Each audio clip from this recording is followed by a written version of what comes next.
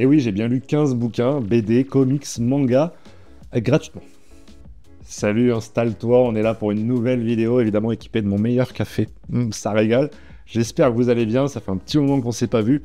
Et je reviens avec 15 reviews pour vous de bouquins que j'ai lus gratuitement. Parce que ça fait un peu plus de 4 ans que j'ai la chaîne aujourd'hui, 4 ans et demi. Et une des questions qui revient beaucoup, parce que vous êtes beaucoup à rejoindre l'aventure déjà sur la chaîne, mais même l'aventure comics, l'aventure BD. Vous êtes beaucoup à rejoindre, parfois jeunes, et on n'a pas forcément l'argent, on n'a pas forcément les moyens d'acheter autant de bouquins qu'on les voit. Alors, il y a plein de moyens, en vérité, mais un des moyens dont on parle le plus quand nous on est en live ou quand on répond à cette question, c'est la médiathèque. Et c'est évidemment le propos du jour. Je voulais vous montrer qu'avec une petite médiathèque dans une ville qui n'est pas très grande, en vérité, on a plein de choix de BD, plein de choix de comics, plein de choix de mangas, et qu'on peut trouver des vraies petites pépites qu'on n'avait pas prévues. En réalité, il y a plein de bouquins, j'avais pas prévu de les prendre, et en marchant dans les allées de ma médiathèque, j'ai vu les trucs, des couvertures qui m'ont tapé dans l'œil, des auteurs qui m'ont rappelé un coup de cœur que j'avais eu avant, plein de trucs comme ça, j'ai lu des résumés où je me suis dit ça peut être cool, voilà, plein de trucs. Aujourd'hui, il y a 15 bouquins, il y a du manga, de la BD, du comics, n'importe, il y a un peu de tout en vérité. Alors, pour rien vous cacher, moi dans ma ville, il y a 3 médiathèques, mais je suis allé que dans une seule, j'ai essayé de simuler un peu le fait qu'on n'était pas dans une grande ville, parce que ça va être un peu peut-être le cas de certains d'entre vous, si vous avez une grande ville, voilà, si vous habitez à Paris, Lyon, Marseille, etc. Bon, j'imagine qu'à partir de là, vous avez à peu près tout ce que vous voulez. L'avantage, moi, dans ma ville, c'est que c'est littéralement gratuit pour les personnes qui habitent dans cette ville, et j'ai besoin de commencer par un coup de cœur. Un coup de cœur manga, mais quand je dis un coup de cœur, je l'ai mis en story, de toute façon. La dernière fois que j'ai eu un coup de cœur pareil pour une série, c'était sur Deadly Class. Et je vous ai saoulé avec Deadly Class. Et une série de mangas, ça m'était jamais arrivé d'avoir un coup de cœur pour une série comme ça. Evol m'avait fait un peu cet effet-là, mais pas autant. Là, c'est-à-dire que j'ai pas envie de m'arrêter. Je tourne cette vidéo aujourd'hui, vraiment, je vous le dis, je la tourne aujourd'hui pour pouvoir aller rendre les bouquins et aller en emprunter d'autres, notamment la suite de cette série, puisque j'ai lu les 4 premiers tomes de Blue Giant. Blue Giant, donc j'ai emprunté les 4 premiers tomes. En réalité, j'ai emprunté les 3 premiers tomes, je les ai bouffés dans la foulée et je suis allé chercher le 4 direct. Voilà, j'ai pas pu attendre. Blue Giant, de quoi ça nous parle si jamais vous ne connaissez pas du tout ce petit banger? On va suivre Dai Miyamoto, je crois qu'il s'appelle, qui est un lycéen qui est dans la section basket, donc a priori, voilà, rien ne le destine à devenir ce qu'il va devenir, un Giant Blue. Il va en fait découvrir le jazz, par un moyen que je vous laisserai découvrir de votre côté. Il va découvrir le jazz et notamment le saxophone. On va lui en offrir un et à partir de là, il va se mettre une idée en tête, devenir le meilleur jazzman du monde. Il va s'entraîner tous les jours sur sa petite berge. Et puis, petit à petit, il y a des personnes qui vont commencer à remarquer son talent. Ça va être beaucoup plus subtil que ça. Mais petit à petit, voilà. On se rend compte qu'il est vraiment pas doué pour le saxophone parce qu'en fait, il y connaît rien. Il connaît pas les gammes, il n'a pas été éduqué à ça. Mais quand il joue, il y a un truc en plus. Voilà, il y a un truc en plus. Et les gens vont commencer à un peu l'encourager et même certains vont le prendre un peu sous son aile, et à chaque fin de tome, on va comprendre qu'il est devenu un Blue Giant. Voilà. Chaque fin de tome, en fait, on te fait comprendre qu'il est devenu un Blue Giant et qu'on fait un documentaire sur lui, un reportage, et qu'on interroge les personnes qu'on vient de voir dans le manga. Donc, imaginons, par exemple, il y a une scène avec sa sœur, etc. Et à la fin du bouquin, à la fin de ce tome-là, vous allez avoir la sœur qui va être interrogée sur cette fameuse scène. Vous vous rappelez du moment où, avec Dai, vous avez parlé de ça, etc. Et elle va donner un peu son point de vue. On sait qu'il s'est devenu un grand, on ne sait pas ce qu'il est devenu exactement, comment c'est arrivé, etc. Mais on sait que c'est devenu un très grand du jazz. Le Blue Giant, c'est une expression qui a été créée par son prof de saxophone, qui fait référence simplement aux planètes, aux géantes bleues, qui sont bleues parce qu'elles sont d'un feu, d'une chaleur qui est bien plus intense que les autres. Et c'est comme ça qu'il surnomme de son côté tous les grands du jazz. Et il est persuadé que Dai deviendra un Blue Giant. J'ai absolument adoré. Bon, déjà, vous le savez, j'aime beaucoup le jazz. Enfin, vous le savez peut-être pas d'ailleurs. Et j'écoute beaucoup de jazz quand je lis, notamment. Et vraiment, très souvent, on m'a dit Blue Giant, ça semble logique. Ça semble logique. T'aimes le jazz, t'aimes le manga, t'aimes ces trucs-là. Il y avait tous les facteurs pour que je kiffe. Et en vrai, j'étais persuadé de kiffer. Ce qui était mauvais signe, parce qu'en vrai, quand tu es persuadé que tu vas aimer une œuvre, c'est rare que tu la kiffes autant que tu pensais, et ben c'est allé au-delà de mes espérances. C'est absolument génial dans le timing. Déjà, dans le timing, je trouve qu'il est fantastique, cet auteur, parce que je ne l'ai pas dit, c'est de Shinichi Ishizuka. Il est fantastique dans le timing. Les personnages sont vrais, en fait. Ils sont vrais.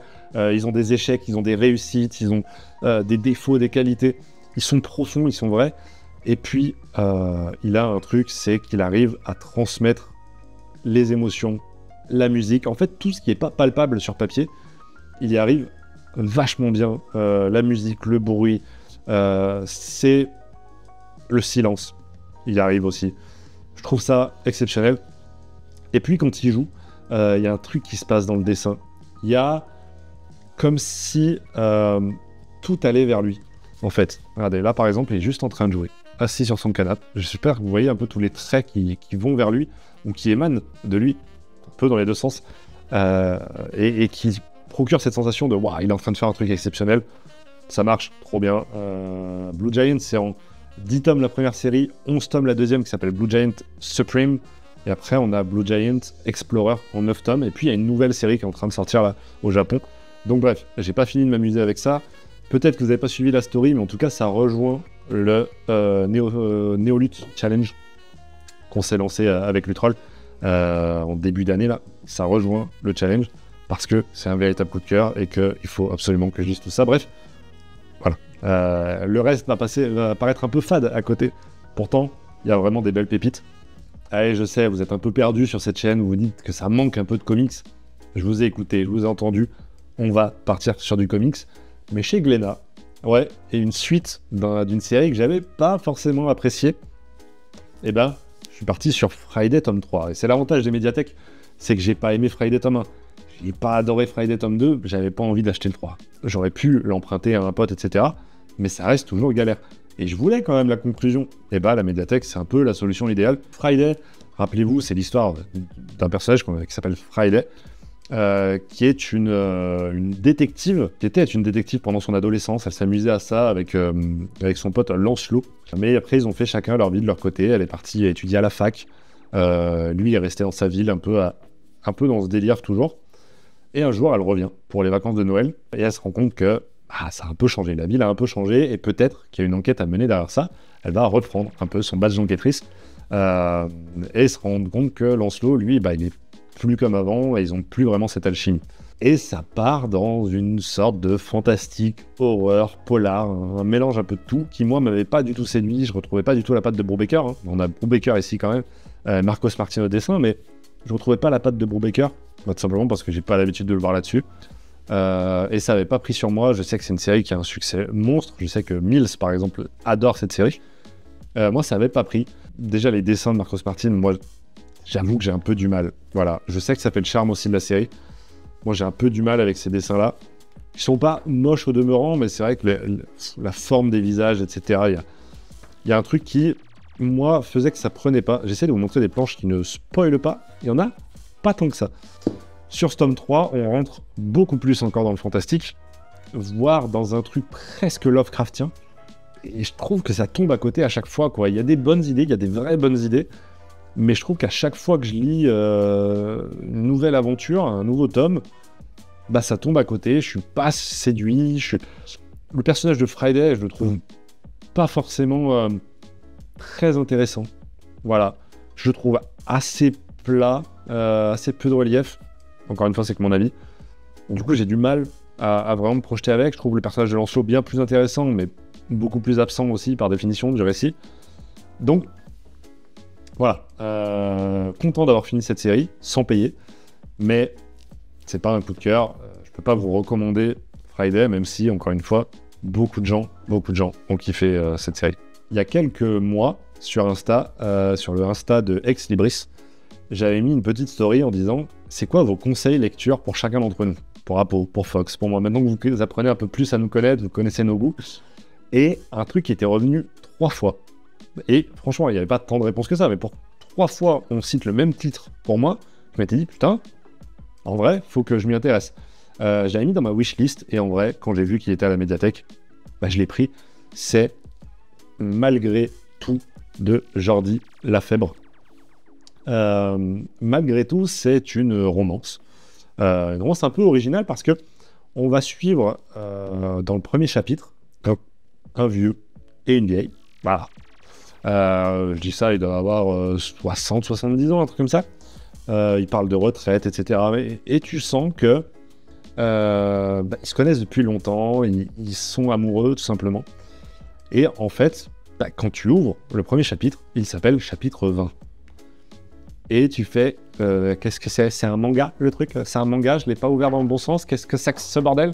Tu vois, c'est la toute première page, chapitre 20, avec les deux petits parapluies. Et du coup, tu fais, bah non, c'est trop bizarre.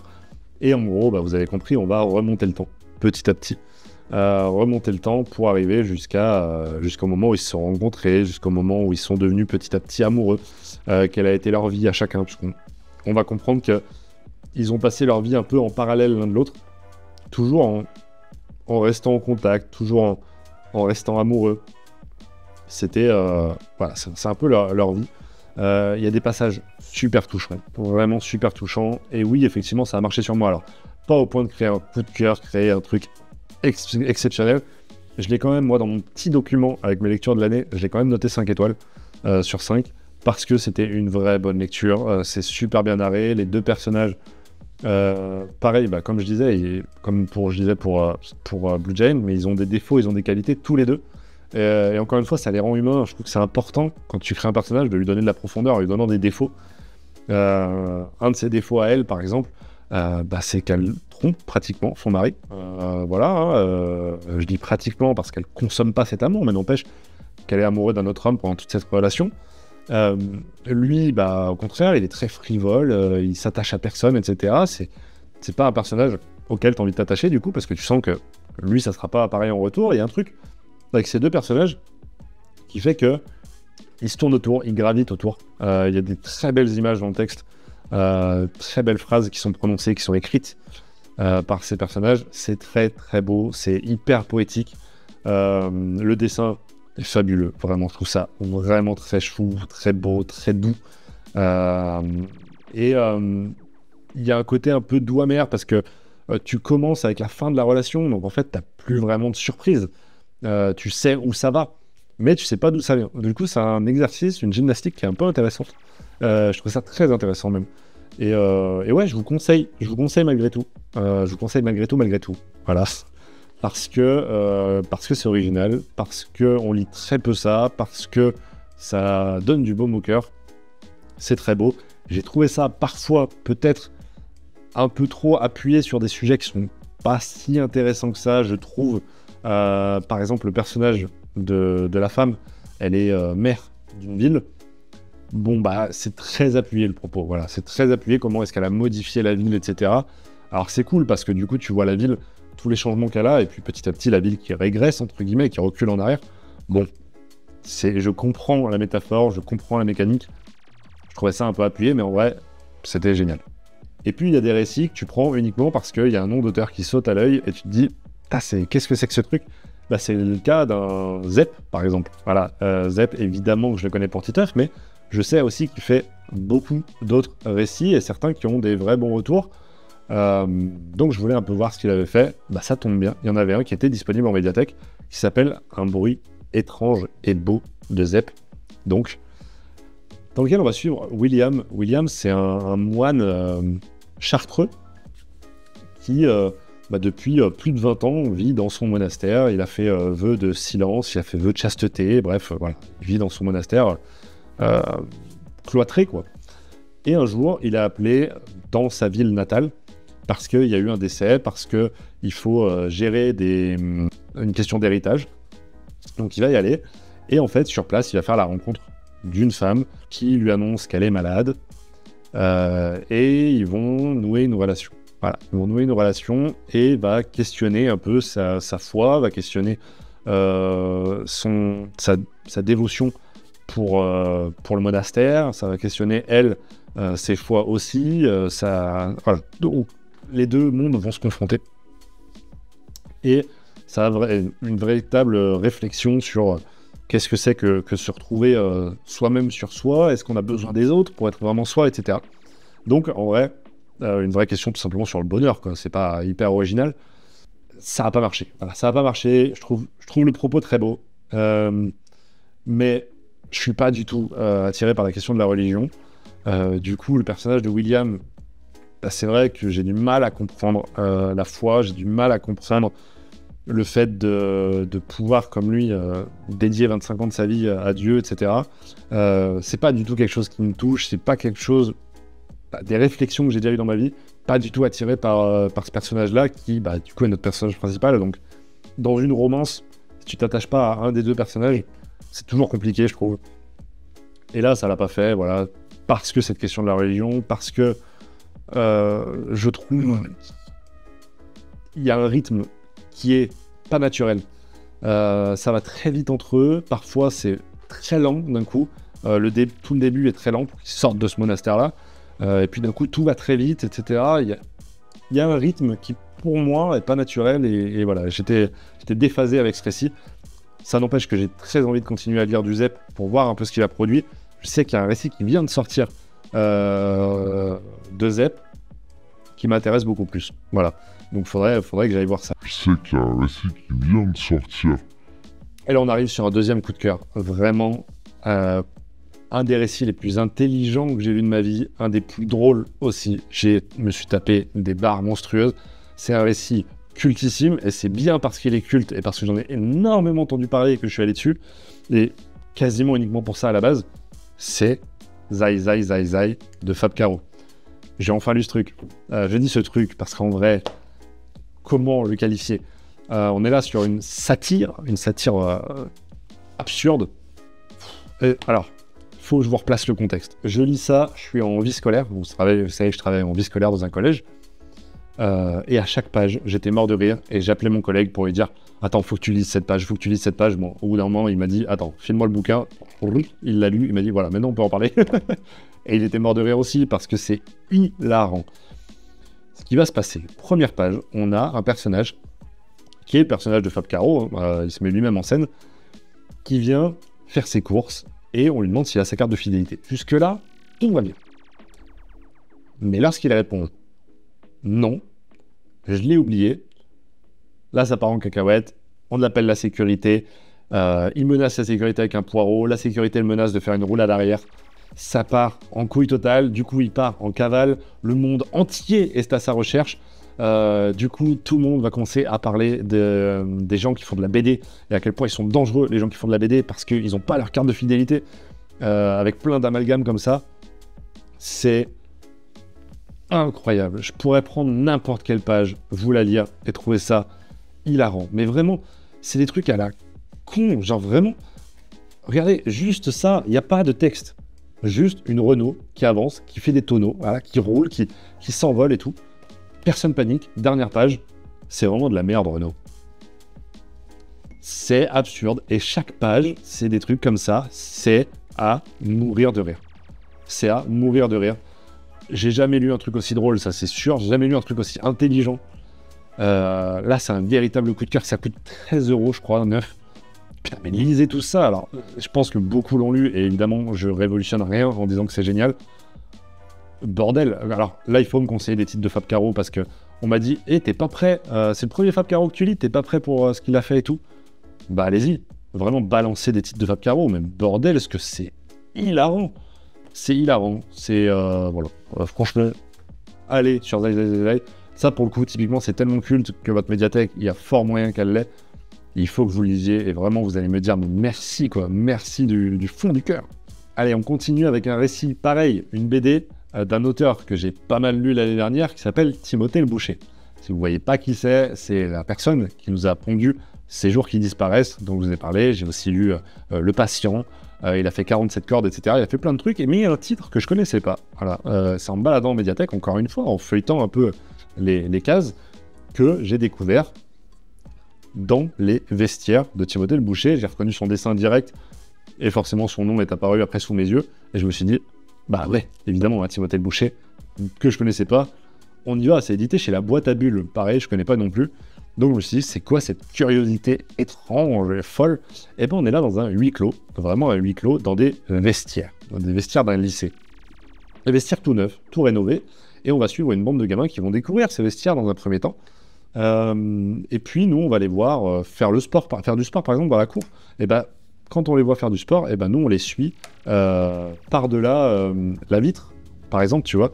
Là, ils sont en train de faire leur cours de sport, c'est flou, c'est normal, c'est pas ma caméra, c'est flouté parce qu'en fait, on les suit à travers la vitre, on reste dans les vestiaires et en fait, on va suivre toute une histoire de harcèlement, toute une histoire d'à quel point c'est difficile le lycée, enfin le collège, le lycée d'ailleurs, je sais plus si c'est collège ou lycée, mais on se moque du poids, on n'ose pas se mettre nu pour prendre les douches parce que on a des complexes. Il y en a un qui va être complexé par son poids, l'autre par la taille de son sexe, etc. Il y a plein de questions qui sont abordées. Et puis petit à petit, voilà, les questions sociales, et puis ça va évidemment engendrer plein de choses que je vous spoilerai pas, évidemment. Ça parle amitié, ça parle trahison, ça parle d'homophobie, ça parle de plein de choses. C'est assez impactant et pourtant assez subtil. Et je trouve qu'il y a un juste équilibre là-dedans. Alors, encore une fois, là, on n'est pas sur un coup de cœur. C'est très bien, ça fait très bien le taf. Je trouve que ça réussit le challenge, surtout du huis clos et surtout de la bande de personnages, puisqu'on va avoir tous les garçons de la classe. On va jamais aller voir du côté des filles. On va avoir cette bande de garçons et en vrai, on s'attache à certains, on en déteste complètement d'autres. On change d'avis sur certains même. C'est plutôt positif. C'est plutôt positif. Maintenant, encore une fois, et pas sur le coup de cœur du siècle. Je trouve que c'est très bien. Ça vaut pas les autres récits que j'ai lus de Timothée le Boucher. C'est un peu moins bien que Le Patient, qui n'était pas non plus un coup de cœur non plus. C'est beaucoup moins bien que Ces jours qui disparaissent. Mais au moins, c'est très réel. Et ça peut être très cool de le faire lire à un ado, notamment. Allez, on va aller du côté de la BD, du comics, c'est une sorte d'ovni entre les deux. On va partir sur Luminary, le tome 1, par Brunswick et Perger, qui est une revisite, tout simplement, de Photonique de Sirotota. Et je dis comics, BD, parce qu'on est là sur une série super-héros. Luminary, j'en ai déjà entendu parler, donc quand j'ai vu le titre, j'ai dit « Ah, je me rappelle, j'ai feuilleté le truc en médiathèque. » C'est aussi l'avantage, encore une fois. Et j'ai trouvé les dessins vraiment très chouettes, donc je me suis dit, en vrai, pourquoi pas. Je trouve que c'est très beau avec ce truc un peu peinture, peut-être peinture numérique, je sais pas trop. Je sais pas si vous voyez très bien. Je trouvais ça très chouette, donc je me suis dit, en vrai, pourquoi pas. On va suivre deux histoires en parallèle qui commencent un peu le même jour. On va suivre l'histoire d'un jeune homme qui se trouve un don pour communiquer avec les animaux. Il travaille dans un cirque, etc. C'est un jeune homme noir, c'est important puisque ça se passe dans les années 70. Ça a son importance. Et puis de l'autre côté, on va suivre un jeune homme bossu qui se retrouve doté de super pouvoirs. Super pouvoir de la lumière. Voilà. Il émet une lumière complètement folle et on va voir un peu ce qu'il va en faire de ce pouvoir.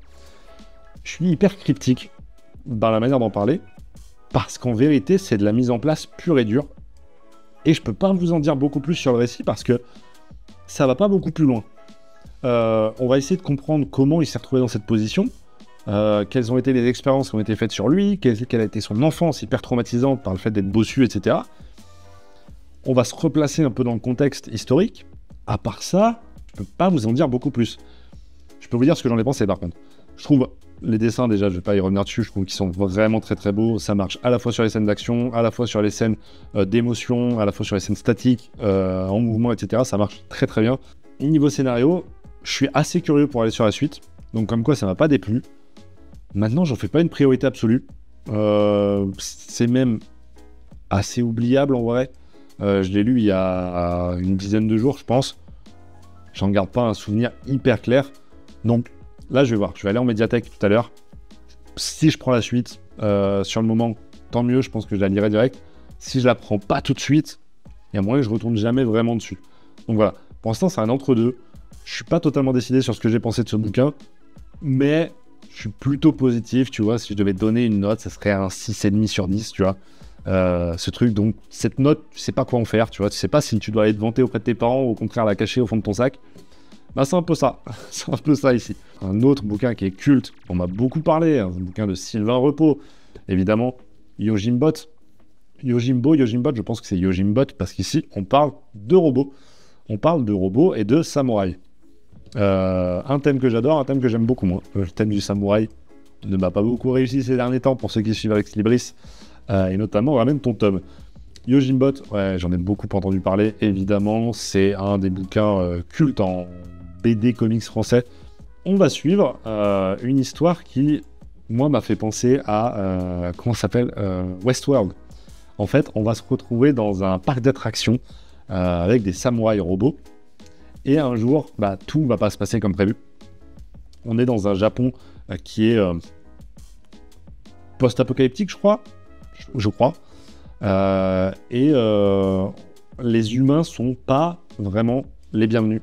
Les robots veulent leur peau, tout simplement. Et on va se retrouver dans un ancien parc d'attractions humain, tout simplement, dans lequel il y a beaucoup de robots samouraïs, dont un robot qui va prendre sous son aile ce fameux gamin. C'est pas très clair ce que je raconte. Je sais même pas si c'est très clair dans ma tête.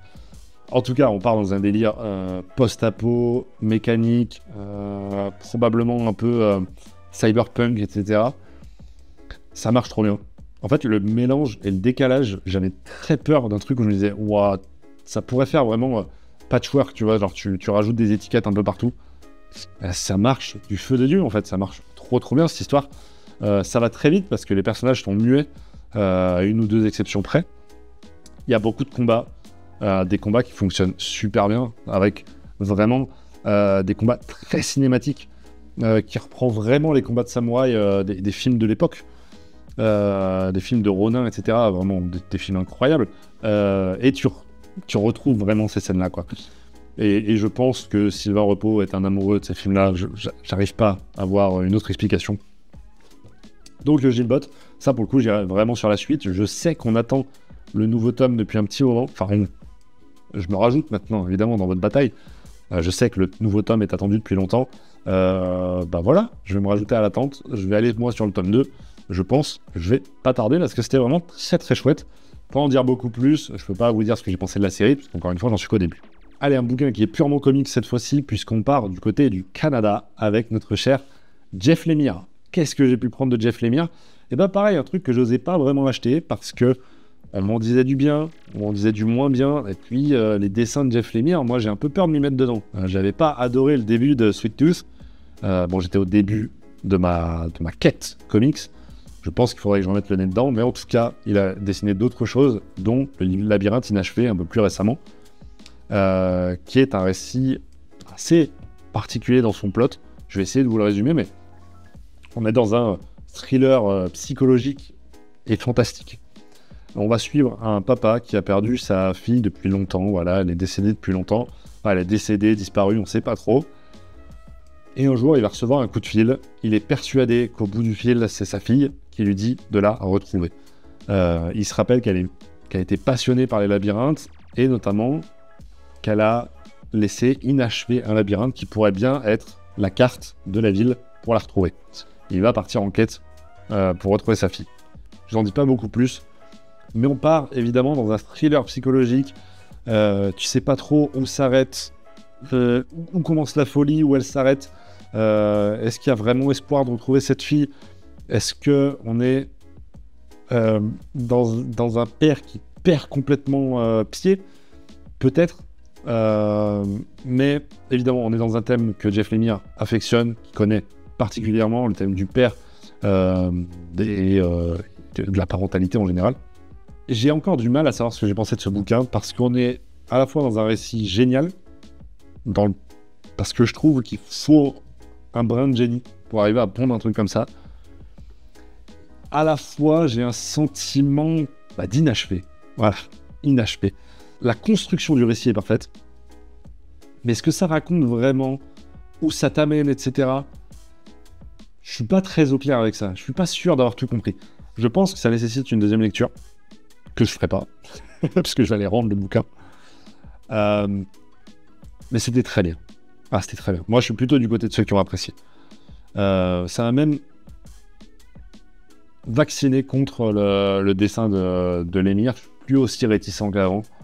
Je trouve qu'il y a des moments où c'est vraiment très bon. Les visages, c'est toujours pas ça, mais je trouve qu'il y a des moments où c'est vraiment très bon. Et puis surtout, c'est très malin. Voilà, c'est un récit qui est très malin, qui est très puissant, qui tire sur des cordes qui sont des cordes sensibles. Et je trouve que parfois, il tire peut-être un peu trop violemment dessus, quoi. Et du coup, ça me décrochait un peu du récit, mais je trouve quand même qu'on est sur un truc à lire. Et Jeff Lemire, de toute façon, qu'est-ce qu'il rate vraiment, ce gars? Je sais pas. Après, j'en ai pas lu tant que ça non plus de lui, mais pour l'instant, il y a très peu de ratés quand même. Et puis, je me suis chopé 2 tomes 1. 2 tomes 1 de mangas, qui sont des mangas dont j'avais entendu parler à droite, à gauche. Et puis, en les voyant, j'ai dit, en vrai, ça coûte rien de prendre un tome 1. On n'est pas à l'abri d'un coup de cœur. Blue Giant. Le premier, c'est Darwin's Incident. Coup de cœur des bibliothécaires. Attention, non mais parce qu'il y a aussi les coups de cœur des bibliothécaires, donc tu peux comme ça un peu t'orienter. Darwin's Incident, on va suivre le personnage de Charles, qui est mi-homme, mi-chimpanzé, qui est un humanzé.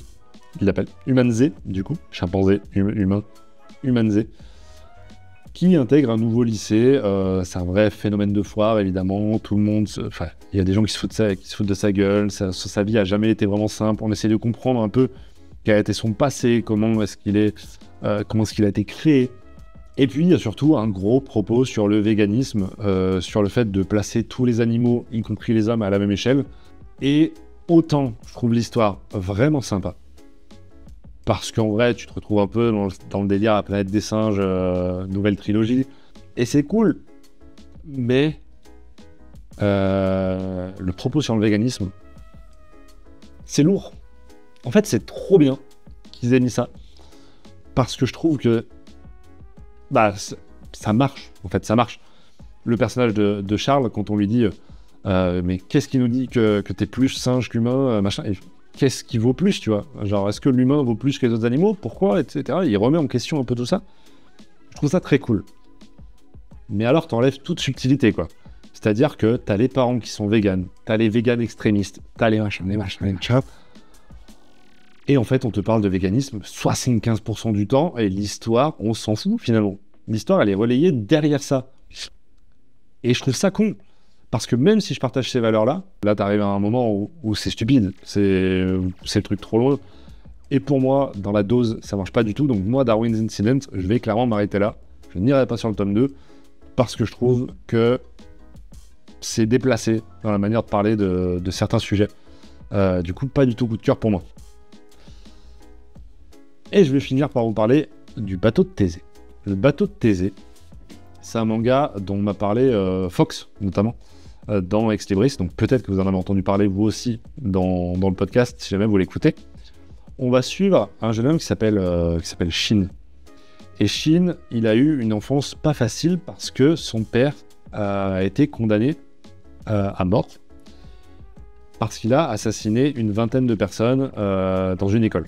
Des enfants, des profs, etc. Il est accusé de ce meurtre-là. Il a toujours clamé son innocence, mais du coup, Shin, il a toujours été baladé d'une école à l'autre, parce que dès qu'on apprend le passé de son père, on le traite comme un moins que rien, parce que c'est une merde, quoi. Tout simplement, c'est le fils d'une merde, c'est une merde. Et on va suivre un peu ce truc-là, jusqu'au jour où il retourne dans la ville natale de son père, dans la ville où s'est passé cet incident. C'est pas la ville natale, d'ailleurs, de son père, mais en tout cas, la ville où s'est passé ce truc. Et il se rend compte que le collège, l'école qui avait été détruite, ne l'est plus. Et tout simplement, il est retourné dans le passé. Il va recroiser son père, il va recroiser les événements, et il va évidemment essayer d'empêcher ce qui s'est passé, et essayer de comprendre aussi ce qui s'est passé. On est sur un tome 1, encore une fois, qui place uniquement l'intrigue, donc j'en sais pas beaucoup plus, en vérité. Mais ça fait exactement ce que doit faire un tome 1 d'un polar, d'un thriller. Ça place les éléments, ça place l'intrigue, ça attire le lecteur, ça pose des questions à plus savoir comment faire. Du coup, j'ai pas d'autre choix que d'aller sur le tome 2. En fait, l'auteur ne m'a pas laissé le choix que d'aller sur le tome 2 parce que je ne peux pas vous parler du tome 1. Je ne peux pas vous dire ce que j'en ai pensé. Ça fait excellemment son taf de tome 1. et ça me force à aller sur le 2. Je pense que c'est que positif. Par exemple, Darwin Incident n'a pas réussi. Donc, Bateau de Thésée, tome 2 à venir, c'était plutôt très chouette. Et ça permet comme ça d'être un peu curieux, la médiathèque. Tu vois, j'ai pu aller sur des titres comme ça, j'ai pu avoir des coups de cœur comme Blue Giant ou Zai Zai Zai Zai. J'espère que cette vidéo vous aura plu. Nous, on se retrouve très bientôt pour une nouvelle vidéo. Restez connectés parce qu'il y a une grosse annonce qui arrive sur un gros événement. J'espère que vous serez là. D'ici là, portez-vous bien, prenez soin de vos proches et ciao tout le monde.